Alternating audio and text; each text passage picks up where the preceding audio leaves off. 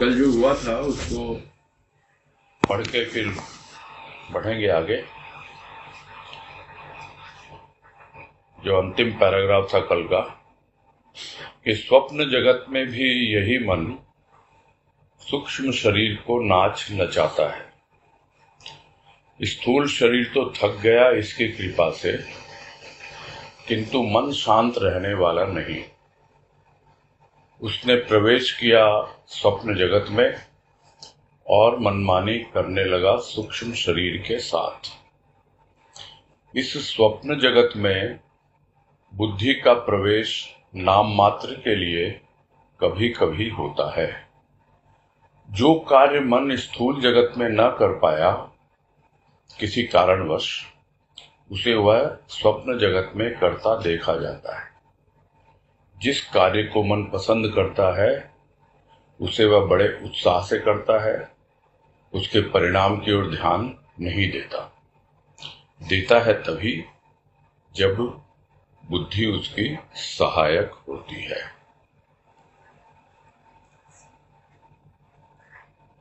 और इसका हमने यही तात्पर्य समझा था।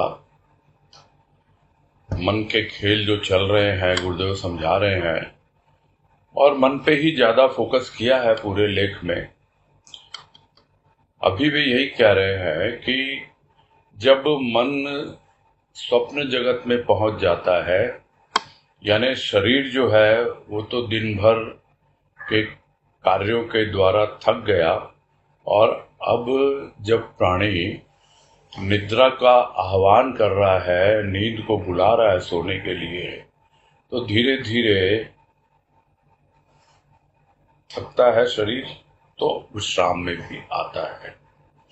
हाँ ठीक है, कभी कभी 2-4 बार करवट बदलनी पड़ती है, लेकिन फिर से वो विश्राम में आ जाता है, शिथिल हो जाता है शरीर। किंतु मन जो है वो जल्दी से शिथिल नहीं होता, शांत नहीं होता। तो स्वप्न जगत में यह मन जो है अपने कार्य करता है, और जिसको गुरुदेव ने पहले समझाया कि यह अवचेतन मन है जो स्वप्न दिखलाता है, और यह अवचेतन मन सूक्ष्म शरीर के जितने और अवयव हैं, यानी बुद्धि है, चित्त है, अहंकार है, इन सबको भी खींच के ले आता है किसी न किसी तरीके से, और उनको भी परेशान करता रहता है, नाच नचाता रहता है। तो स्वप्न जगत में मनमानी करने लगा इस सूक्ष्म शरीर के साथ, और बुद्धि चाह कर के भी कुछ नहीं कर पाती है स्वप्न जगत में। और अगर प्रवेश होता भी है बहुत थोड़ा सा, और उन लोगों का होता है जिनका स्वप्न में भी दृष्टा जागृत रहता है, और वो बहुत रेयर कहा जाता है। इसीलिए कहा प्रवेश नाम मात्र के लिए होता है, और वो भी कभी कभी होता है। और प्राय जो स्वप्न देखता है मन, या दिखलाता है मन, वो जो कार्य वो कर नहीं पाया स्थूल जगत में किसी भी कारण से, उन्हीं कार्यों को पूरा करते हुए, और हमने कल ड्रीमिंग के बारे में, keep on dreaming, don't stop dreaming, और ये सब बातें हमने समझने समझाने की बात की थी। और यह भी समझने की कोशिश की थी कि वास्तव में यदि मन को कोई काम पसंद आता है, तो फिर वो जो कुछ भी उसका स्वप्न होता है, या खुली आंखों से जो उसने सपने देखे हैं, वो उनको पूरा करने में लग जाता है। पसंद आना चाहिए।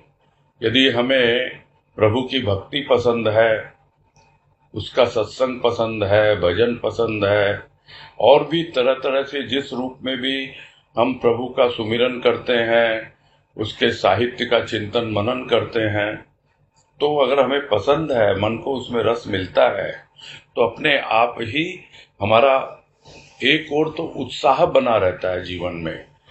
नहीं तो हम बुझा बुझा सा मन लिए सारा जीवन व्यतीत करते रहते हैं।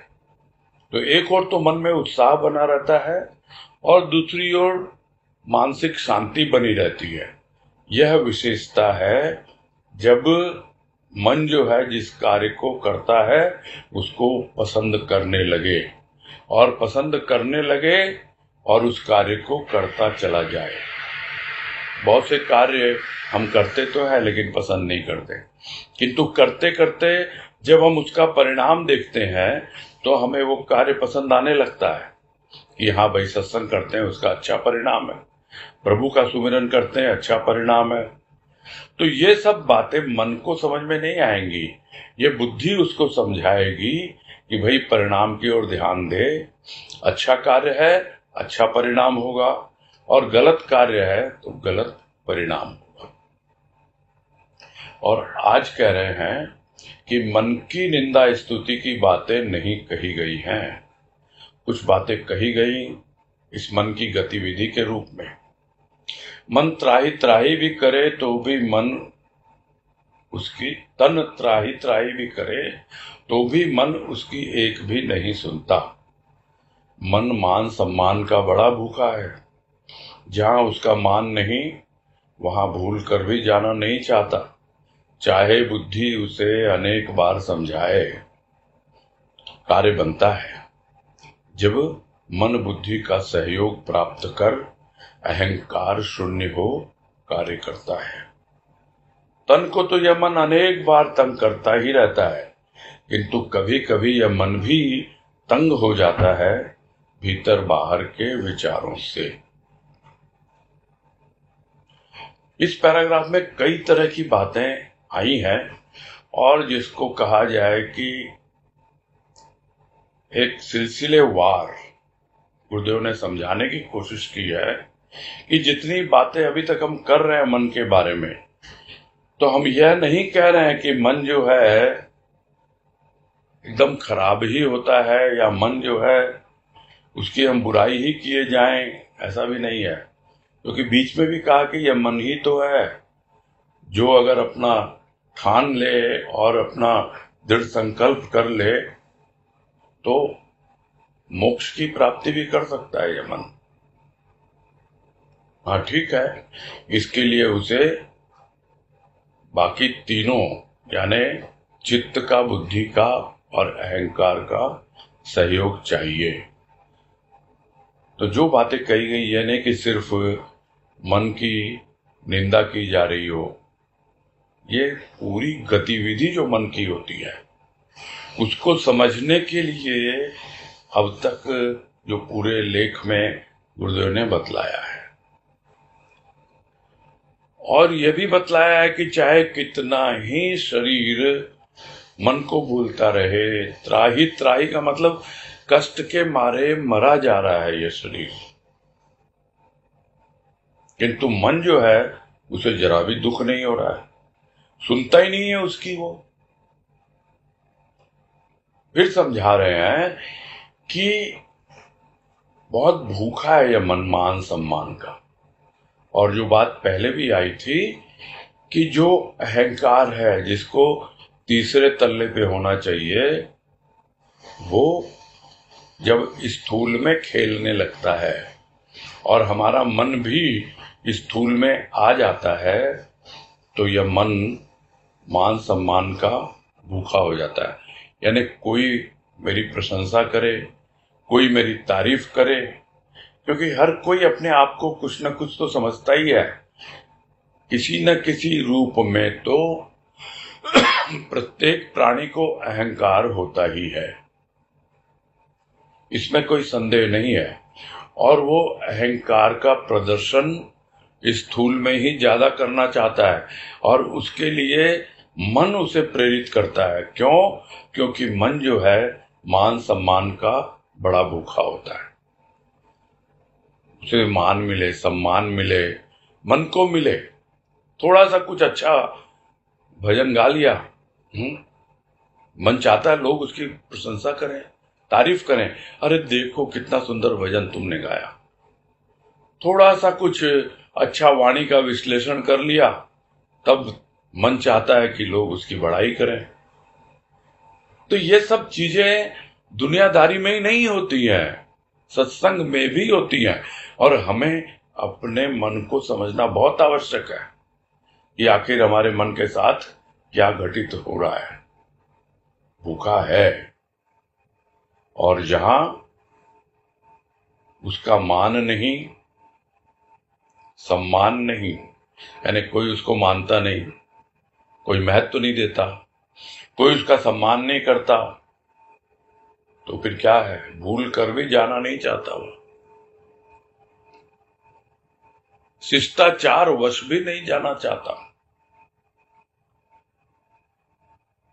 भले ही बुद्धि उसको समझाती रहे कि भाई ये तो जरूरी है, ये काम करना तो जरूरी है। बोला नहीं नहीं, वहां जाते हैं, वहां कोई मुझे पूछता ही नहीं है। अरे पूछता नहीं तो क्या हो गया भाई, ये तो तुम्हारी जिम्मेदारी है, पूरी करनी है उसको। लेकिन मन फिर भी जाना नहीं चाहता है, और अगर जाता भी है तो मजबूरी में जाना चाहता है। हाँ ठीक है, मन का कार्य बनता है, यानी पूरा का पूरा जो कुछ भी मन चाहता है वो कार्य उसका संपादित होता है। किंतु कब होता है, जब मन बुद्धि का सहयोग प्राप्त कर अहंकार शून्य होता है। यानी मन के भीतर एकदम अहंकार हो ही ना, यानी भूखा ही ना हो मन मान सम्मान का, और थोड़ा सा कुछ भी कर रहा हो अपने अहंकार के प्रदर्शन के लिए या अपने अहंकार की वृद्धि के लिए नहीं कर रहा हो। जो कुछ भी कर रहा हो निरअहंकार होकर के, अहंकार रहित होकर कर रहा हो, और बुद्धि का सहयोग भी मिले उसे। और नहीं तो सिर्फ अहंकार शून्य होने से नहीं होता है कि मैं तो कुछ भी नहीं हूं, मैं तो प्रभु के चरणों की धूल हूं।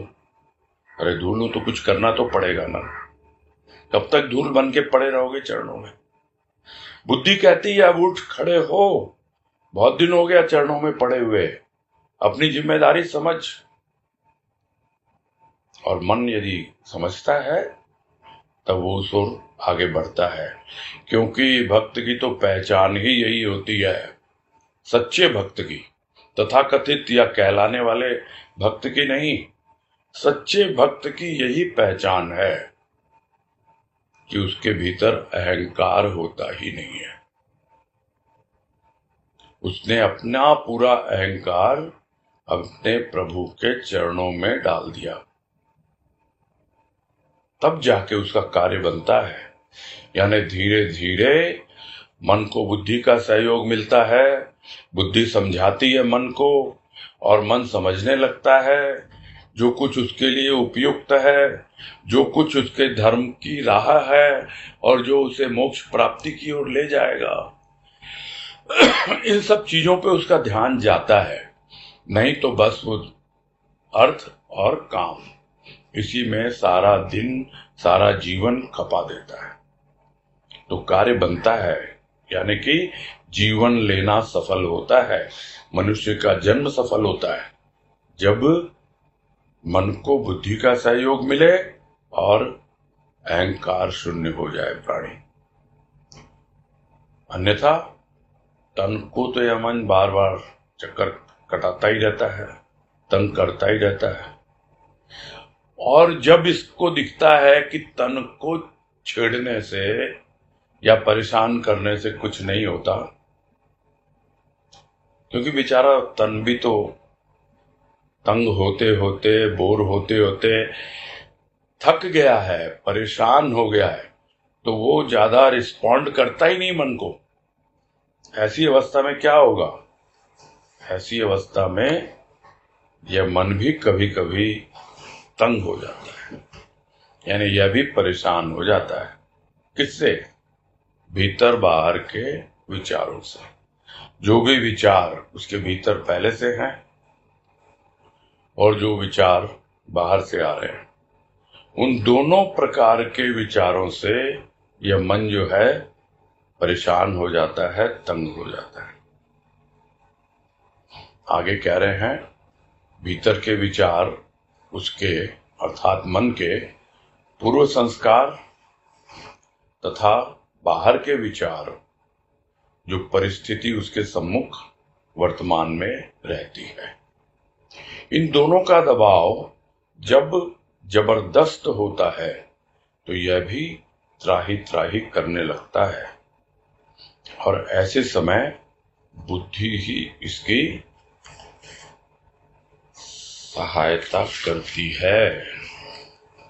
बुद्धि यदि निर्मल हुई तो मन को क्षणिक शांति मिलती है, नहीं तो पुनः यह घड़ी के पेंडुलम की तरह चक्कर काटने लगता है। तो अब समझा रहे हैं कि ये मन जो भीतर और बाहर के विचारों से तंग होता है, तो ये भीतर और बाहर के विचार किस प्रकार से मन में आते हैं। तो भीतर के विचार आते हैं पूर्व संस्कार से। पूर्व संस्कार यही नहीं है कि पूर्व जन्म के संस्कार, इस जन्म के संस्कार भी जो हम बचपन से करते आए हैं वो हमारे मन में कहीं न कहीं हो चुके हैं। पूर्व यानी पहले के, ये पहला यानी अतीत। तो अतीत में जो इस जीवन में अतीत में हुआ उसने भी संस्कारों का रूप ले लिया, और जो उसके पहले जो व्यतीत हुआ पूर्व जन्म में उन्होंने भी संस्कारों का रूप ले लिया। तो ये सब कुछ जो है वो उसके भीतर के विचार होते हैं।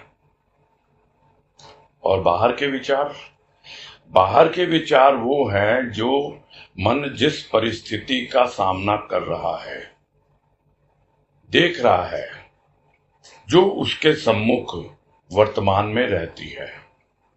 और वर्तमान का तो एकमात्र समझने का तरीका यही है जो विद्यमान है। वर्तमान को तो कोई पकड़ पाया नहीं, समझ पाया नहीं, क्योंकि जो कुछ भी कहा जाता है, सुना जाता है, वो भी अतीत हो जाता है, और जो आने वाला है वो भविष्य है। किंतु फिर भी वर्तमान को हम अगर यह समझें कि इस स्थिति परिस्थिति में, अगर आज की स्थिति परिस्थिति लें तो मन के बाहर के विचार, जो वायरस फैला हुआ उसको लेकर के सोचता रहता है कि सम्मुख है उसके वर्तमान में यह परिस्थिति, और उसी के बारे में मन सोचता है। और ये हम सब जानते ही हैं, और सबकी यही अवस्था है अभी सबके मन की। हाँ, भीतर के विचार जो हैं वो जो पहले के हैं वही काम आते हैं, और दोनों उसको प्रेशराइज करते रहते हैं, भीतर के विचार, बाहर के विचार। और जब उन दोनों का प्रेशर यानी दबाव इतना ज्यादा हो जाता है तो मन उसको संभाल नहीं पाता है। तो मन जब तन पे दबाव डालता है तो तन त्राही त्राही करता है, और मन जब अपने ही विचारों को संभाल नहीं पाता तो मन त्राही त्राही करने लगता है। तो पहले तो त्राही त्राही करता है, पुकारता है, कहीं ना कहीं किसी से कुछ भी सहायता मिल जाए। कौन आएगा सहायता करने? बुद्धि आएगी, यदि बुद्धि में थोड़ा भी विवेक हो। और अगर बुद्धि सहायता करने नहीं आती है तो मन को लगने लगता है कि भाई कोई नहीं है मेरा सहायक। कौन है मेरा सहायक? कौन जानता है मेरी अवस्था? कोई नहीं। ये कहने को मेरे रिश्तेदार हैं, मेरे संबंधी हैं, मेरे परिवार वाले हैं, कोई नहीं जानता मेरे भीतर क्या गुजर रही है। और ये मेरा भगवान पता नहीं कहां छिप गया है, ये देखता ही नहीं मेरी हालत। और इस तरह इतना ज्यादा नकारात्मक विचारों से भर जाता है, यानी निगेटिविटी से इतना भर जाता है कि उसके सोचने समझने की शक्ति ही खत्म हो जाती है। तो ऐसे में बुद्धि तो होती नहीं है उसके पास। और जब और ज्यादा इन्हीं बातों को सोचता रहता है, तो जो रोग आजकल काफी ज्यादा चला हुआ है, जिसका नाम है डिप्रेशन, तो वो डिप्रेशन में चले जाते हैं। तो जो लोग डिप्रेशन में जाते हैं, आज के दिन जैसा जगह जगह से मालूम पड़ता है, आज के दिन मतलब नॉट टुडे, मतलब इस युग में अभी जो चल रहा है, पिछले 2-5 साल में सबसे ज्यादा जो प्रॉब्लम है शारीरिक, वो या तो डायबिटीज की है या हार्ट की है, ब्लड प्रेशर इत्यादि। लेकिन मन की जो है, मानसिक जो बीमारी है,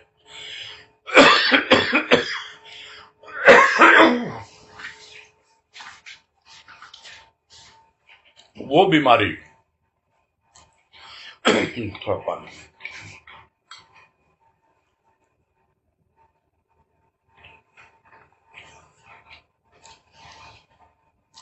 वो सबसे ज्यादा अभी जो चल रही है, डिप्रेशन की चल रही है। और लोग डॉक्टर के पास जाते हैं, साइकियाट्रिस्ट के पास जाते हैं, मनोवैज्ञानिक के पास, मनोचिकित्सक के पास। अब कितनी कामयाबी मिलती है? कुछ नहीं, वो उनका मन तो क्या शांत करेंगे, शरीर को इतना शिथिल कर देते हैं वो कि मन जो है एकदम निढाल हो जाता है। अब उससे कैसे रिकवर करेगा? हमारे आसपास कहीं ना कहीं कोई ना कोई इस तरह का व्यक्ति हमको जरूर मिल जाएगा। जरा हम उसका हालचाल देखें और पूछें। और उसका सबसे बड़ा कारण क्या है कि हमारे भीतर के विचार और हमारे बाहर की स्थिति परिस्थिति के विचार दोनों कुछ इस प्रकार से मन को प्रेशराइज कर देते हैं, दबा देते हैं कि पहले तो मन खूब चीखता है, चिल्लाता है, बोले किससे, कोई सुनने वाला ही नहीं है। तब ये हालत बनती है। हाँ, यदि उसकी बुद्धि में विवेक हो, थोड़ी बुद्धि उसकी सहायता करे, तब उसे समझ में आए।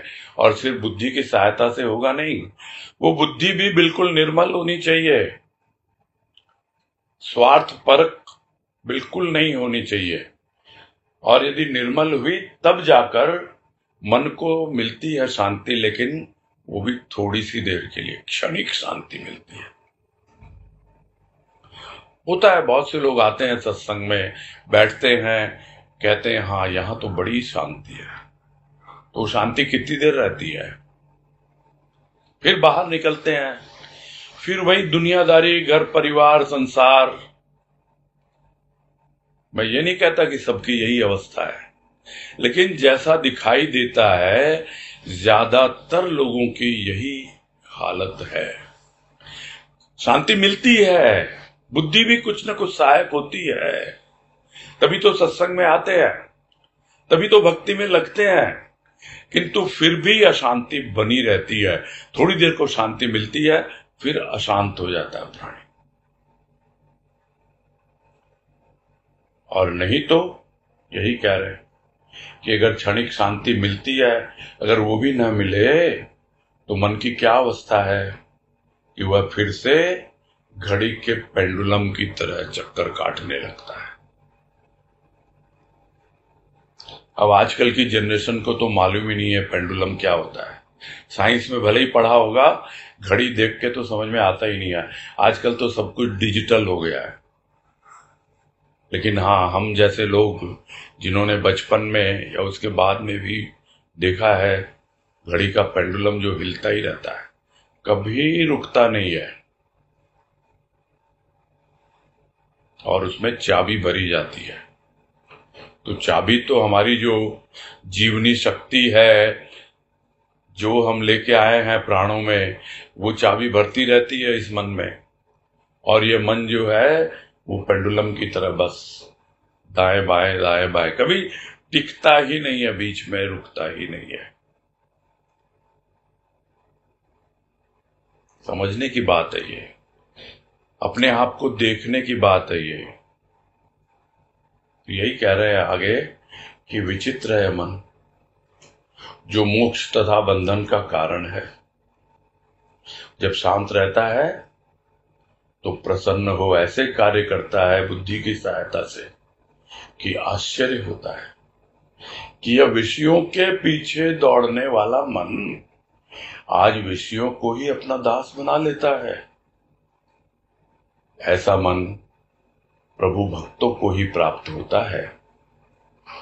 अन्य जन तो इस मन के कारण परेशान ही रहते हैं।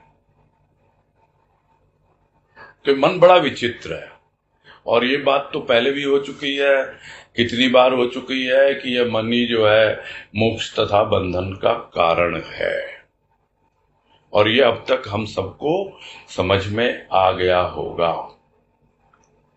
तो जब शांत रहता है मन, तब उसकी क्या अवस्था होती है ये भी हमको अनुभव में आता है।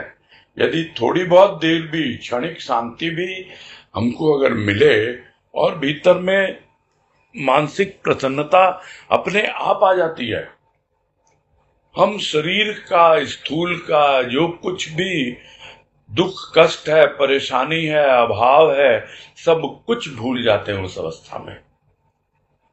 और फिर कुछ ऐसे कार्य जब करने लगता है मन और बुद्धि का सहयोग उसे मिलने लगता है तो आश्चर्य होता है। किसको आश्चर्य होता है? खुद को ही आश्चर्य होता है कि ये मेरा मन ऐसा था और आज मेरी बुद्धि में थोड़ा सा विवेक आया, थोड़ी सी मेरी बुद्धि सात्विक हुई, थोड़ा सा प्रभु की भक्ति में लगी, अपने आप को समझने लगी बुद्धि, इस मन को समझने लगी, और मन और बुद्धि दोनों का आपस में सामंजस्य होने लगा, यानी कोऑर्डिनेशन होने लगा। तब जाकर के समझ में आता है, आश्चर्य भी होता है, यह तो विषयों के पीछे दौड़ने वाला मन। विषयों के पीछे यानी हम जनरल वे में विषय बोलते हैं जो कुछ भी मन पा करके खुश होता है, लेकिन वो अपने विषयों की पूर्ति कहां से करता है? मन विषयों के पीछे दौड़ता है, यह तो अक्सर हम सुनते हैं, लेकिन वो कौन से विषय हैं और मन किस प्रकार से उन विषयों की पूर्ति करता है, जब तक हम यह न समझें तब तक हम समझ ही नहीं पाएंगे कि मन विषयों के पीछे दौड़ रहा है। और उसको समझने के लिए संक्षेप में हम इतना ही समझें कि जितनी भी ज्ञानेंद्रियां हैं हमारी, ये आंख है, कान है, नाक है, जिह्वा है या त्वचा है, इन सब के विषय हैं। आंख का विषय देखना है, कान का सुनना है, नासिका का सूंघना है, जिह्वा का स्वाद लेना है, त्वचा का स्पर्श के द्वारा जो कुछ भी हमें ठंडा, गरम, कठोर या नरम, ये सब हमें मालूम पड़ता है त्वचा के द्वारा, वो सब उनका विषय है।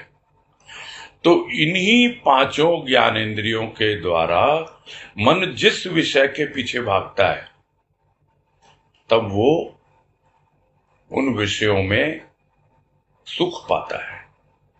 जैसे जो उसको दृश्य अच्छे लगते हैं, अब यह आवश्यक नहीं है कि वो मन जो है कुछ गलत काम ही करेगा।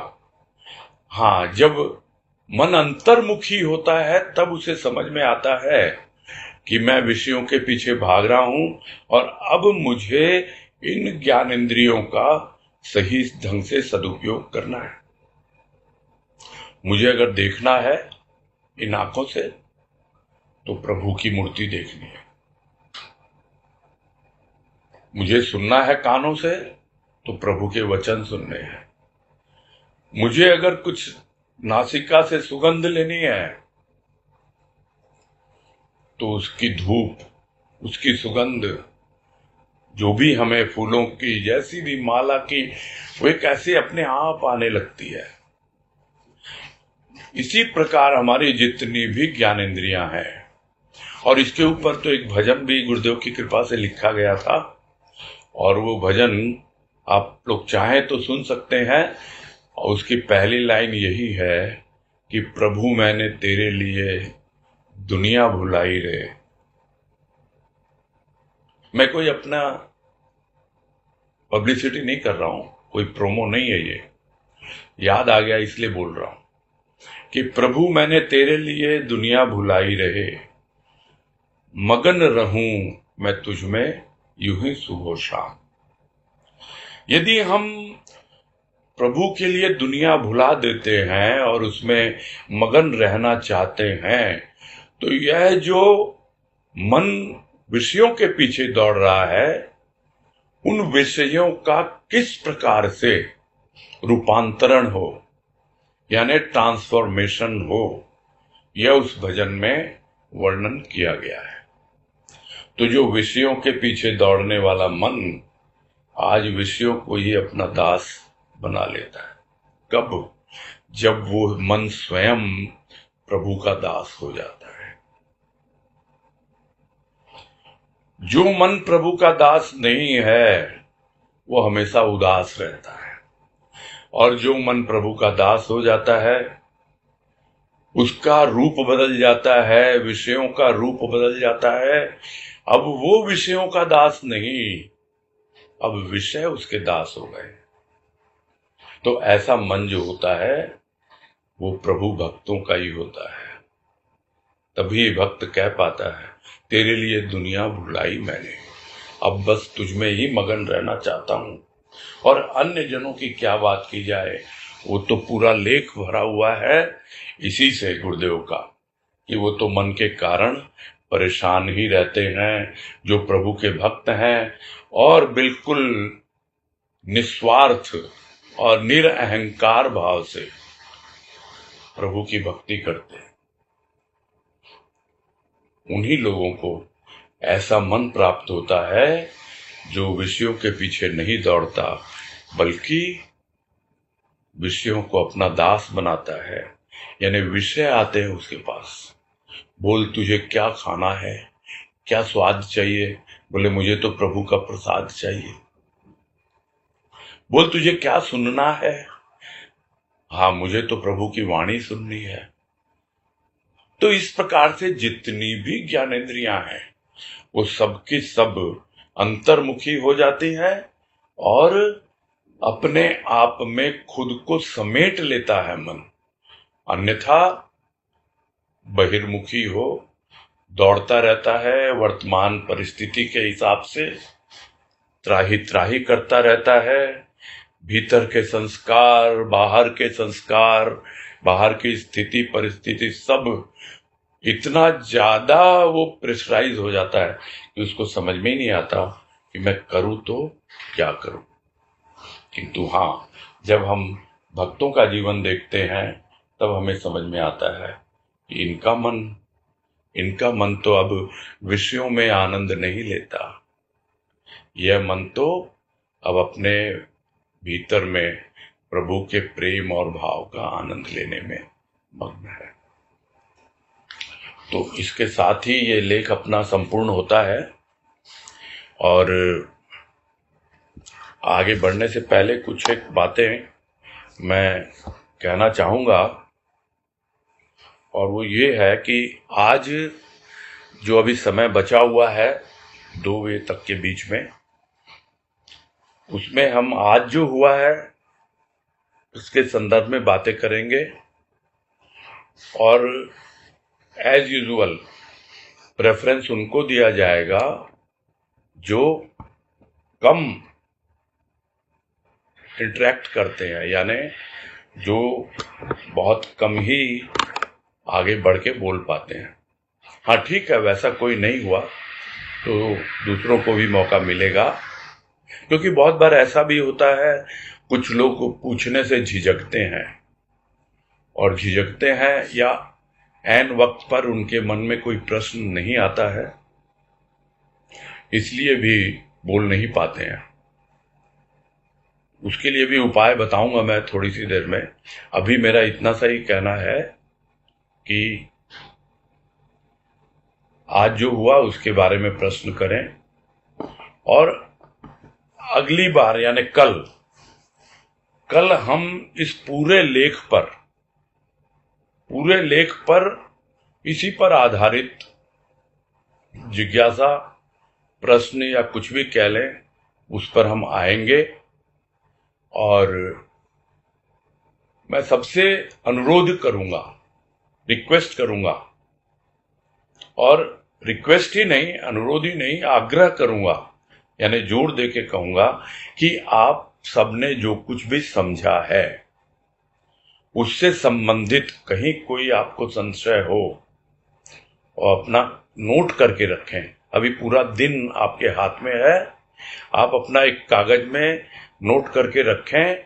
और शुरू से ही हम हाथ खड़ा वाली जो इसमें फैसिलिटी है, हाथ ऊपर करेंगे रेज हैंड्स को, और उसके अनुसार सेलेक्ट करके एक एक प्रश्न का उत्तर दिया जाएगा। ये अपना कल का एजेंडा रहेगा। उसके बाद क्या होता है वो आप लोग निर्धारित करेंगे, तो उसकी बेसिस पे देखा जाएगा कि इसको कंटिन्यू करना है। इस क्या कहें, इसको सत्संग कहें, चर्चा कहें, मीटिंग कहें, कॉन्फ्रेंस कहें, कुछ भी नाम दे लें, वो अब आप लोगों पे निर्भर करेगा। इसके बाद कल तो स्वाभाविक है, जो मैंने कहा वही हम फॉलो करेंगे। तो अब हाँ भाई वनिता, आप देखिए कौन हाथ खड़ा कर रहा है और अकॉर्डिंगली उसको अनम्यूट कर दीजिएगा। हाथ खड़ा करोगे, कौन है? हाँ, रेज योर हैंड्स।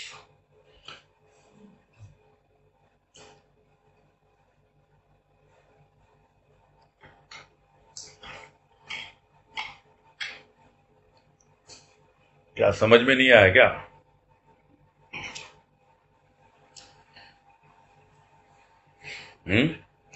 कल्पना शर्मा। बोलिए कल्पना जी, बोलिए। हरिओम भैया। हाँ हरिओम, बोलिए। हाँ, मैं ही कह रही थी, आप जो बता रहे थे कि ये मन जो प्रशंसा चाहता है, ये विचार भीतर में आते हैं, तो क्या हम उनको रोक पाते हैं? रोकना चाहिए, हमें लगता है कि हमें रोकना चाहिए, लेकिन किस तरह से इसके प्रवाह को रोक पाए हम, मैं ये थोड़ा समझना चाहती थी। क्योंकि मन प्रशंसा पाने को उत्सुक रहता है, और आपने कहा कि भाई ये संसार में भी होता है और पथ पर भी होता है। तो इससे हम किस तरह से बचे? सत्संग करते हुए हम कैसे बचे? हाँ, उसके लिए भी गुरुदेव ने इसमें बताया है ना कि वो तभी संभव है जब बुद्धि उसकी सहायक हो। बुद्धि सहायक हो। मन चाहता है प्रशंसा, किंतु बुद्धि भला बुरा सोचती है कि मैं प्रशंसा चाह रहा हूं अगर, तो आखिर ये कौन है मन में जो प्रशंसा चाहता है? तो बुद्धि बतलाती है मन को, अरे ये तेरा अहंकार है, ये तू अहंकार को तुष्ट करने की कोशिश कर रहा है, इसलिए तेरे को भीतर प्रशंसा की भावना आई है। तो बचा जा सकता है थोड़ा सा प्रयास करके, लेकिन हाँ समय लगता है। आदत इतनी हम लोगों को पड़ी हुई है, इस वजह से जल्दी से बचना मुश्किल है। लेकिन जितना हमारा विवेक जागेगा और सही वक्त पर यानी सही समय पर आप उसको देखें, ध्यान दें, तब मालूम पड़ेगा। अब जहां तक मैं अपने अनुभव तो मैं अपने अनुभव के आधार पर ही बोल रहा हूं कि हाँ, ये बहुत आवश्यक है। जब कभी मैं अपनी बात बता रहा हूं, है ना, जब कभी कोई मेरी प्रशंसा करता है तो मेरे तो कान खड़े हो जाते हैं। अब समझ गए ना मुहावरा, कान खड़े होना। यानी कि मैं ज्यादा अलर्ट हो जाता हूं एकदम, कि जरूर ये अब किसी न किसी रूप में अपने स्वार्थ की पूर्ति मेरे माध्यम से करना चाहता है, और बाकी बोलने वाले की स्टाइल से, उसके तौर तरीके से भी हमारी बुद्धि बतला देती है कि हाँ, यह प्रशंसा जो है प्रोत्साहन के लिए है, और या फिर झूठी प्रशंसा है, चापलूसी है। बहुत बार लोग चापलूसी भी करते हैं, झूठी प्रशंसा कहलाती है वो। अब क्योंकि मन अहंकार में रहता है, बस ठीक है, तो सामने वाले का तो स्वार्थ पूरा हो जाता है और मन जो है उसका अहंकार पूरा हो जाता है। तो ये जब तक बुद्धि इस बात को न समझे तब तक ये समस्या बनी रहती है। धीरे धीरे बुद्धि में विवेक आए और सही वक्त पर विवेक का व्यवहार करे, तब ये मेरे समझे तो कंट्रोल किया जा सकता है ना। आज चलो नेक्स्ट कौन है भाई? नया झुंझुन वाला भेज, उनका अनम्यूट कर। हाँ कर दो भैया। ये पूछेंगे कल्पना जी का तो म्यूट करो, बंद करो उसको। हाँ हाँ हाँ, हरिओम हरिओम, बोलिए बोलिए अजय बाबू। प्रणाम जी, अजय बोल रहा हूँ। हाँ, आज दूसरे अजय बाबू बात कर रहे हैं। अक्सर एक अजय तो बोलते ही रहते हैं। अजय झुंझुन। हाँ, अजय झुंझुन वाला। हाँ बोलिए बोलिए अजय जी। लास्ट पैराग्राफ में जो विषय के बारे में आपने ज्ञानेंद्रिया का विवरण दिया है, हाँ जी, तो हम लोग तो यही समझते रहे कि विषय मतलब काम, क्रोध, लोभ, मद, मात्सर्य। नहीं, ये विषय नहीं है। थोड़ा क्लियर कीजिए। ये विषय नहीं है, ये विकार हैं। अक्सर हम एक साथ लेते हैं ना, विषय विकार। अच्छा, है ना। हाँ हाँ हाँ, ये 6 विकार कहलाते हैं, यानी 6 विकार हैं। काम, क्रोध, लोभ, मोह, मद, मत्सर। मत्सर यानी ईर्ष्या। तो इस प्रकार ये 6 विकार हैं, और विषय जो है 5 हैं।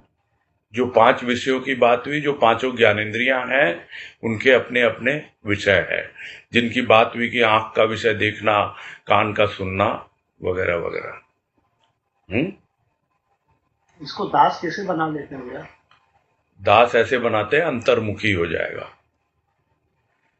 बहिर्मुखी होता है तो दूसरों का दास होता है मन, विषयों का दास होता है, और जब अंतर्मुखी होता है तो विषय उसके दास होते हैं। इसीलिए मैंने रिक्वेस्ट किया था वो भजन पूरा सुनिएगा। भजन सुना होगा आपने? प्रभु मैंने तेरे लिए दुनिया बुलाई। हाँ, याद नहीं है ना, सुनिएगा वो, तो उसमें पूरा समझ में आ जाएगा। ठीक है। हरिओम हरिओम। हाँ, अभी सुनील कुमार धेलिया को मौका दिया जाए।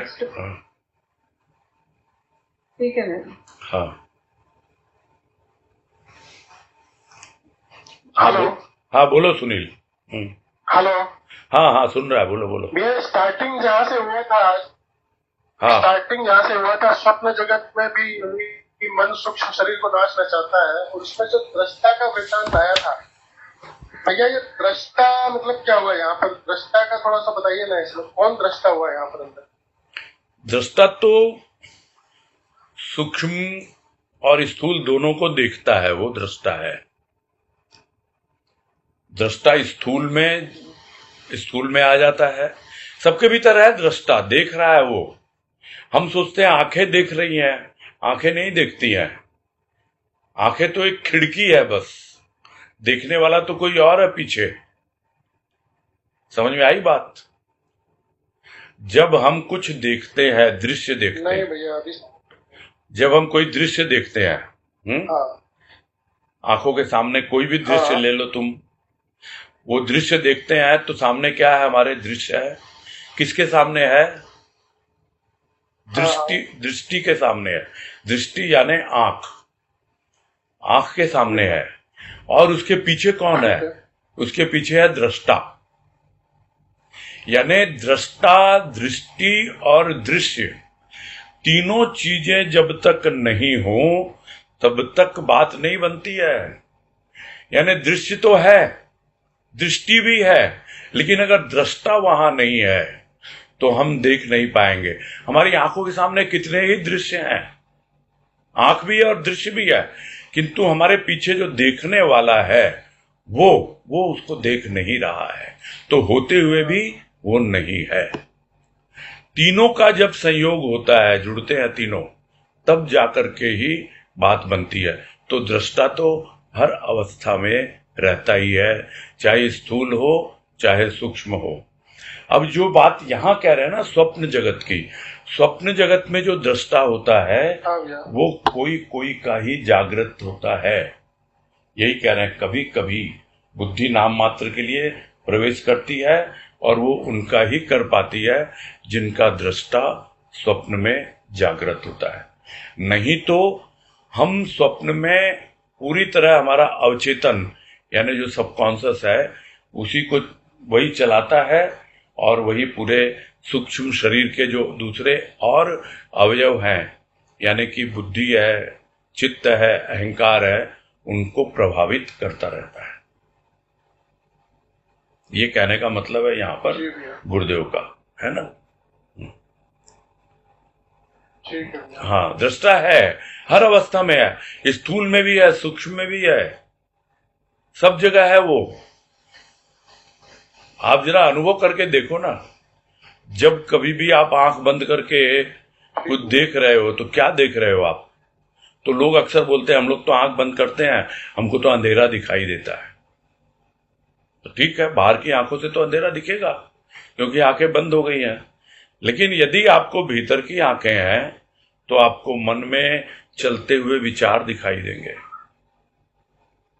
उसी को तो ध्यान कहा जाता है, और क्या कहा जाता है, क्योंकि फिर मन भाग रहा है इधर उधर विचारों की ओर, तब जाकर के मन को टिकाया जाता है।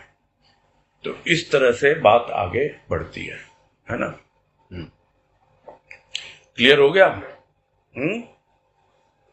बात स्पष्ट हो गई ना? जी भैया, स्पष्ट हो गई ये वाली बात। हाँ ठीक। हाँ, सुनीता गोयल को दो।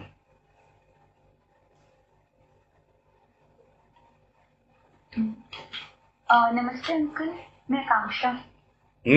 भैया आकांक्षा को कुछ पूछना है, आकांक्षा को भी कुछ पूछना है, वो पूछना चाह रही है। अच्छा, आकांक्षा जमुनानगर से हो ना आप? हाँ। है सुनीता गोयल जमुनानगर वाली?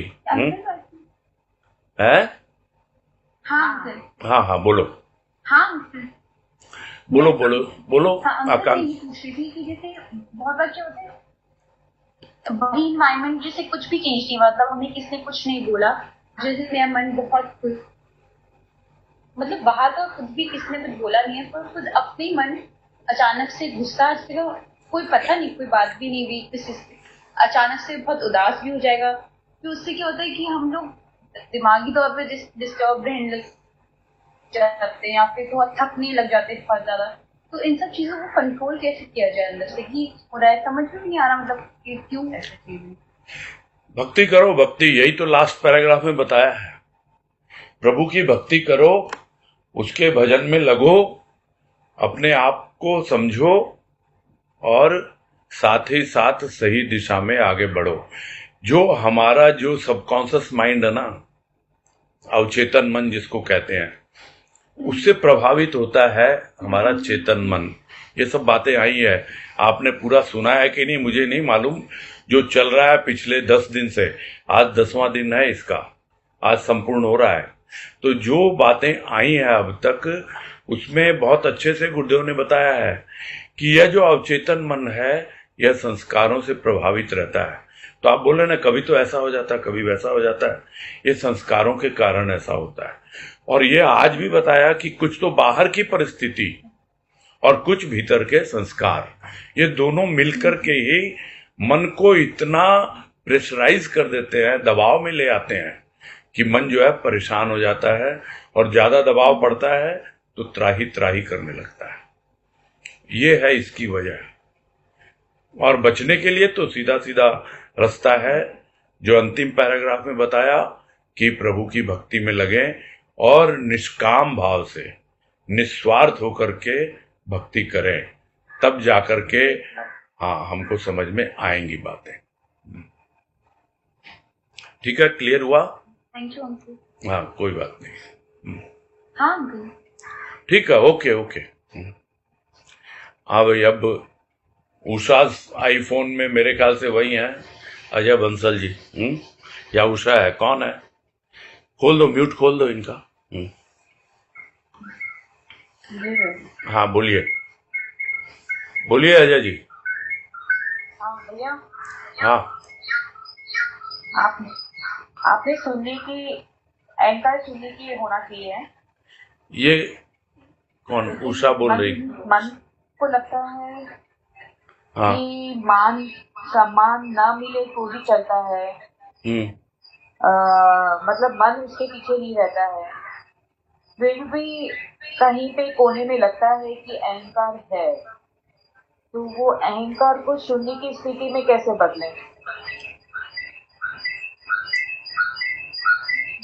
बात तो हुई थी ना पहले। आप अपना स्पीकर बंद करिएगा प्लीज, उसकी वजह से इको हो रहा है ना।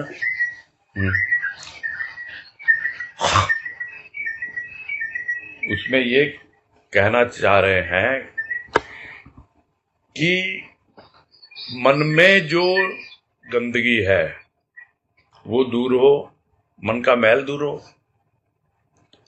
और दूसरी ओर बुद्धि का भ्रम दूर हो, तब जाके धीरे धीरे हमारे चित्त के संस्कार जो है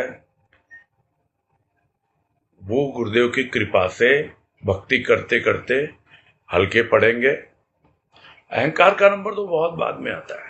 अभी जिस अहंकार की बात कर रहे हैं गुरुदेव, वो अहंकार तो मन में है, और वो मन का वो हिस्सा जो स्थूल में लगा हुआ है और हमेशा लोगों से ही प्रशंसा सुनना चाहता है, और अपने अहंकार की तुष्टि के लिए चाहिए उसको, यानी अपने सेटिस्फाई करना चाहता है वो अपने अहंकार को।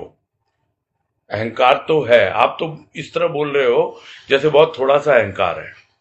अगर अहंकार थोड़ा सा ही हो ना, यानी अशुद्ध अहंकार या झूठी मैं अगर थोड़ी सी हो, तब तो आपको सब बतला देगी सच्ची मैं आपको, कि किस प्रकार से जो थोड़ा बहुत रह गया है ना वो दूर होगा। अभी तो ये बहुत इनिशियल लेवल में है जहां पर मन में अहंकार की प्रतीति हो रही है, और ये जो अहंकार है ये तीसरे माले से पहले माले पे आ गया है, और पहले माले पे ही नहीं, ग्राउंड फ्लोर पे स्थूल में आ गया है, और स्थूल में ही नहीं भीड़ में आ गया है ना। ये हालत बन जाती है इसकी। ठीक है। हाँ जी।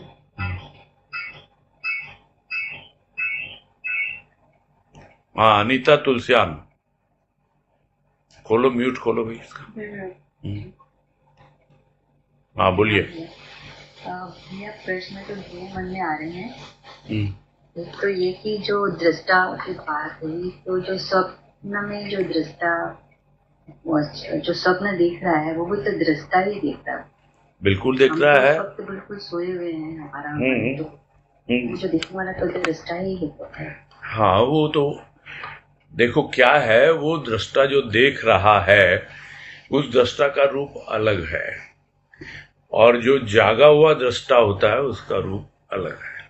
यहाँ दृष्टा भी सोया हुआ है, जो देख रहा है ना वो सोए सोए ही देख रहा है, उसका कोई अपने आप पे कंट्रोल नहीं है। ये फर्क है। अब जैसे देख रहा है, बाहर के दृश्य देख रहा है, तो देख तो रहा ही है, दृष्टा ही तो देख रहा है, लेकिन वो दृष्टा है क्या? वो तो सोया हुआ दृष्टा है। तो वो बाहर के स्वप्न देख रहे हैं हम। इसीलिए जो ज्ञानी ध्यानी ऋषि मुनि सब महात्मा हो गए हैं, संत महापुरुष, सबने यही कहा है ये जगत क्या है, ये भी एक सपना है, ये खुली आंखों से देखा जाने वाला सपना है, और जो हम स्वप्न में होते हैं वो बंद आंखों से देखे जाने वाला सपना होता है। बस यही अंतर है।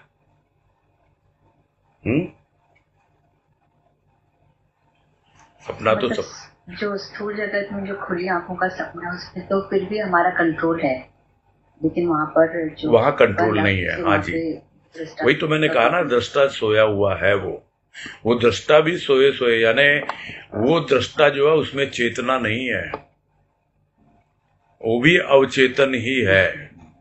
जब उसमें चेतना होती है दृष्टा में, यानी जागा हुआ होता है, एक तो बाहर से जागा हुआ तो बाहर कंट्रोल कर सकता है देखने के लिए, यदि मन पे उसका कंट्रोल हो तो। और जब भीतर का दृष्टा या भीतर का जागा हुआ हो तो यानी वो जो दृष्टा, जो जिसको कहते हैं हम शुद्ध आध्यात्मिक भाषा में आत्मदृष्टा, यानी अपनी आत्मा को कौन देखेगा? वो आत्मा खुद ही देखेगी और कोई नहीं देखेगा। दृष्टा का अंतिम रूप वो आत्म रूप है, और उसी को कहा जाता है कि इस व्यक्ति ने आत्मदर्शन कर लिया और यह आत्मदृष्टा हो गया।